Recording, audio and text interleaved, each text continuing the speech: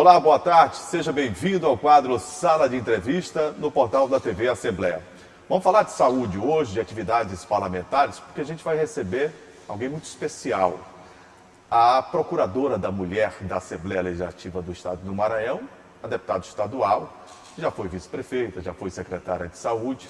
E nesse momento tão delicado que a população brasileira e mundial vive, mas com uma renovação de esperança em virtude da vacina, a gente vai conversar com a médica e também a parlamentar. Eu estou falando da doutora Helena do Alibe, deputada estadual e também médica. Doutora, que satisfação revê-la, e é sempre tempo da gente desejar um 2021 de saúde, de paz e de muitas realizações para a senhora. Eu é que só tenho a agradecer de começar este dia e este período legislativo, este novo que nos espera aí em 2021, começando aqui na nossa casa e ao seu lado, Juraci, um profissional que a gente responde e admira muito. Doutora Helena, como é que vai ser essa legislatura, que já começa com o deputado Otelino Neto reconduzido ao cargo do presidente? A senhora achou em boa hora, em bom momento e que está em boas mãos? Muito bom. Tem um velho ditado que diz que a gente precisa hoje ter muita coerência, né? E aquele time que está dando certo, a gente não muda. Nós que adoramos o futebol, né? Gostamos do nosso Maranhão Atlético Clube, sabemos que isso é verdade. E o Otelino tem sido essa serenidade, tem administrado com muita competência a nossa Assembleia, tem uma harmonia muito grande com os poderes, né? E a gente entende que os poderes eles têm que ser independentes, mas eles precisam ter harmonia. E ele conduz muito bem, faz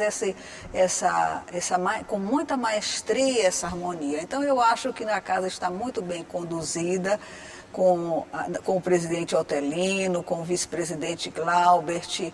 Nós ganhamos agora mais 2 mulheres, né, que vieram também para somar conosco, com a eleição de 2 deputados que se tornaram prefeitos, ganhamos mais 2 mulheres. Então, hoje somos 10 deputadas, com uma casa em harmonia, então eu estou muito esperançosa.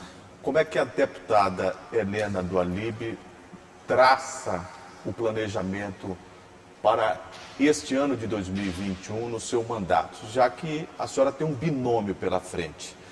A senhora, como médica e parlamentar, numa questão tão importante como é esta de combate à pandemia, e que a Casa Legislativa tem um papel preponderante, na minha opinião. E o segundo binômio é justamente como procuradora da mulher da Assembleia. A senhora tem tido diversas atividades, até porque a violência contra a mulher, a violência doméstica e o feminicídio, em meio à pandemia, também avança nesse país. Nós tivemos o ano passado, né, assim como a gente vê o prejuízo em toda a sociedade, o prejuízo com as crianças, com a escola, com a educação, porque nada como as sessões presenciais, nada como esse corpo a corpo, principalmente nós que somos políticos, precisamos desenvolver o nosso mandato muito à frente de situações, e isso nos limitou muito no ano passado, né?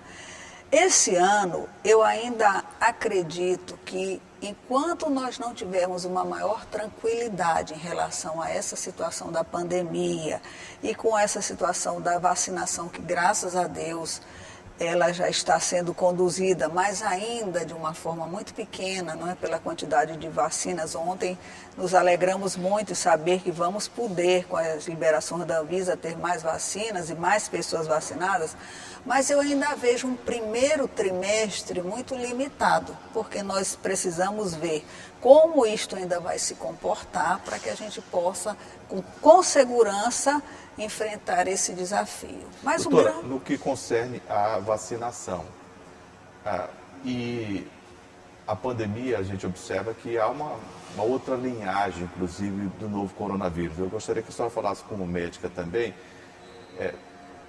Há alguma preocupação em relação a essa vacina ela não ter efeito, eficiência, eficácia em relação a essa nova linhagem ou não? Não, o que acontece? Todos temos que vacinar, né?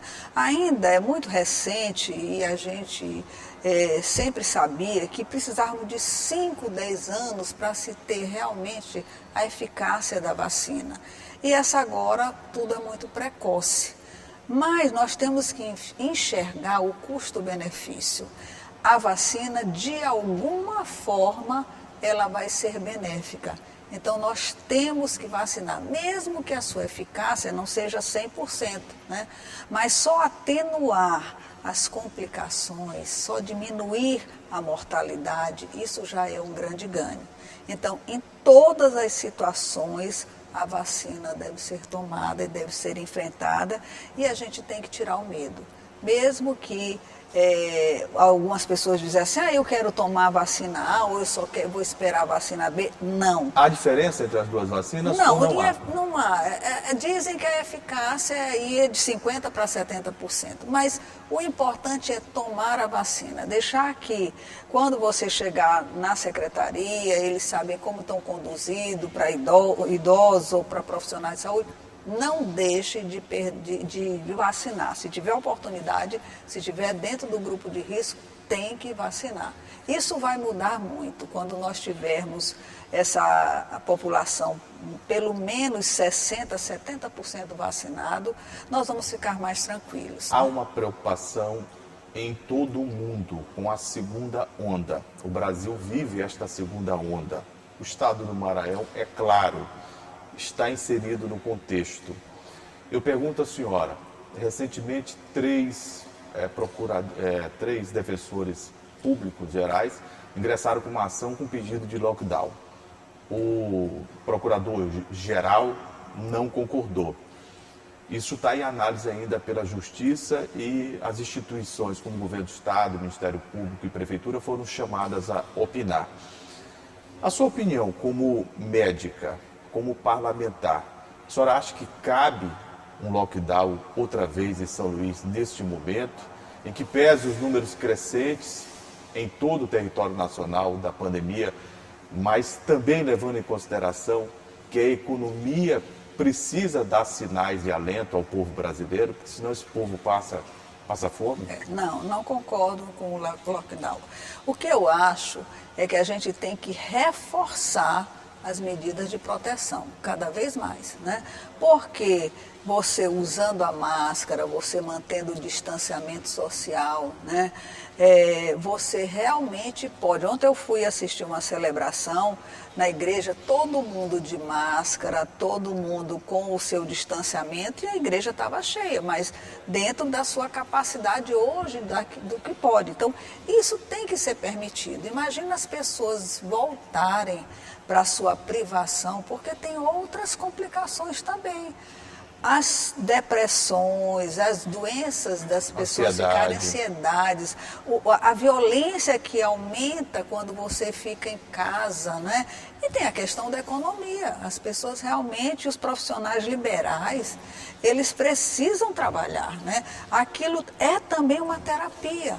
Agora, você vai num consultório, que antigamente você ficava lá, 20 pessoas dentro de uma sala. E se o profissional programa só hora marcada, cada um só entra naquele horário, com todas as proteções como estão fazendo, você tem que manter essa rotina, porque também outras doenças deixaram de ser acompanhadas, e principalmente as doenças que não podem esperar. Então, o que nós precisamos reforçar cada vez mais é essa medida de proteção, seguir os protocolos, mas não fazer lockdown. Essa é a minha posição. A pandemia, doutora Helena Dualib, também trouxe uma convivência maior e se esperava que o núcleo familiar se fortalecesse. Mas a gente tem observado que, em muitos casos, isso tem proporcionado e propiciado divergências, brigas e até violência doméstica. Os números apontam para um crescimento, inclusive de feminicídio. Eu vejo que a senhora tem feito diversas campanhas, tem participado junto a associações, tem ido a Brasília, como a senhora foi, inclusive no ano passado, tem buscado conscientizar a sociedade que ninguém é dono de ninguém, né? E lamentavelmente está impregnado esse machismo tão ultrapassado e que tem gerado muita violência contra a mulher, né? Ao longo dos anos, Juraci, as pessoas perderam essa capacidade da convivência, né? O que estava acontecendo?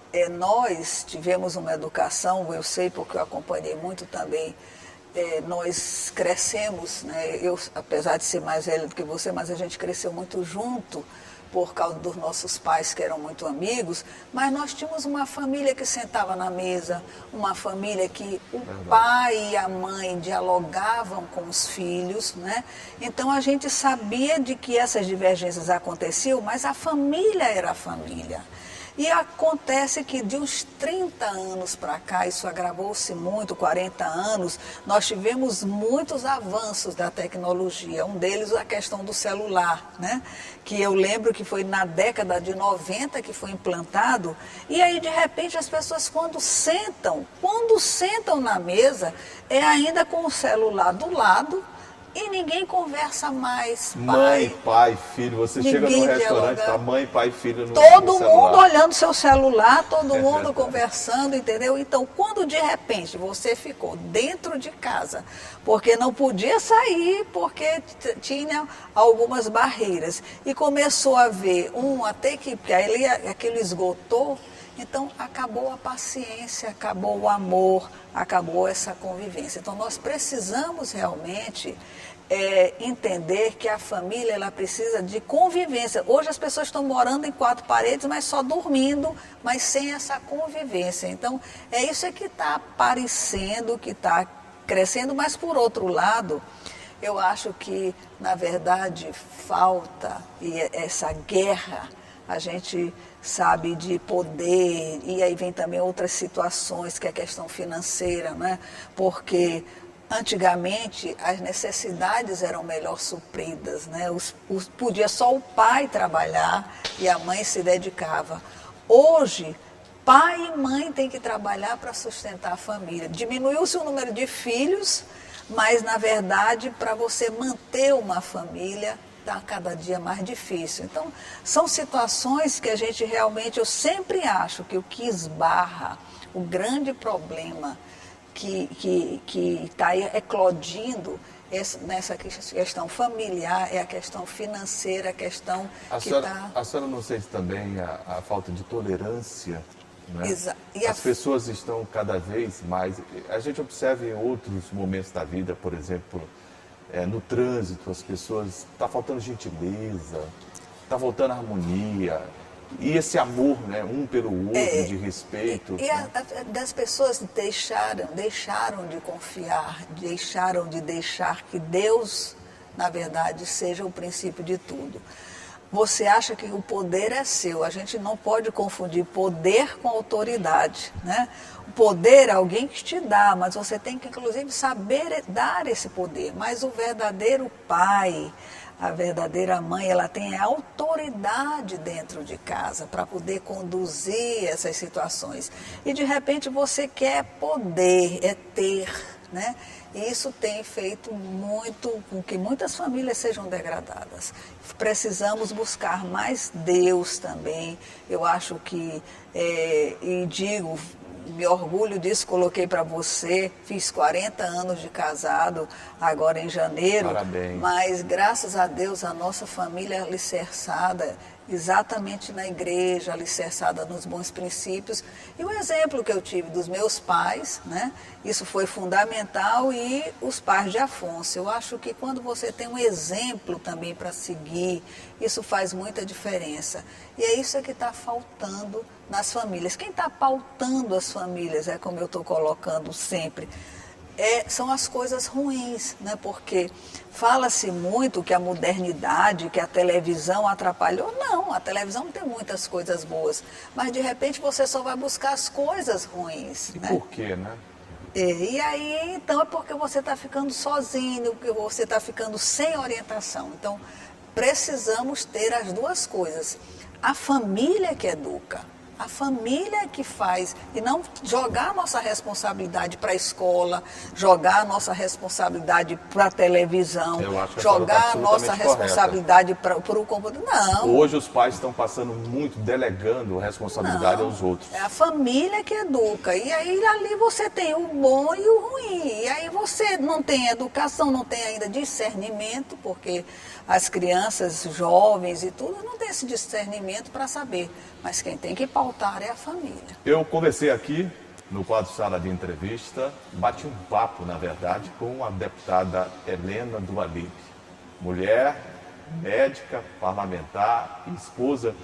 Eu gostaria de agradecer imensamente a sua vinda aqui, e a senhora falou em 40 anos, olha só, na sociedade que nós temos hoje, não é no Maranhão, não, no Brasil e no mundo, onde os valores estão invertidos e alguém completa 4 décadas juntos, convivendo com uma família equilibrada, com filhos médicos, com filhos buscando o seu trabalho, com estudo, uma família que sabe o que quer, né, e que demonstra, né, equilíbrio por tudo aquilo que faz, é motivo de orgulho. Eu, como seu amigo, como pessoa que conheço a trajetória da sua família, fico feliz demais, né, feliz demais. É um bom exemplo e esses bons exemplos a gente deve sempre compartilhar e partilhar com a sociedade. Parabéns, leve o nosso abraço também ao ex-deputado Afonso Manuel, ex-vereador doutor Afonso Manuel, por essas 4 décadas juntas, e eu espero que o Maranhão possa ganhar bastante com mais um ano da sua atividade parlamentar aqui na Assembleia Legislativa e que a senhora continue esse trabalho na Procuradoria da Mulher, que é fundamental. Eu vejo a sua preocupação de conscientização, eu vejo a sua preocupação de dar visibilidade a esse problema que é seríssimo, de violência contra a mulher, de denúncias que devem ser feitas, dos mecanismos e instrumentos que as mulheres devem adotar dentro dos primeiros sinais que tiverem contra a violência, porque, gente, isso é gravíssimo, e todos nós, aquela história de que você não deve meter a colher, isso não existe, a gente deve sim, ao ver um ato de violência contra uma mulher. Obrigado, doutora Helena, foi muito bom estar com a senhora outra vez aqui na TV Assembleia. Eu é que agradeço e me coloco sempre à disposição. E eu fico por aqui com o quadro Sala de Entrevista e com o portal da TV Assembleia. Obrigado a você pelo carinho da enorme e sempre satisfatória audiência. Até a próxima.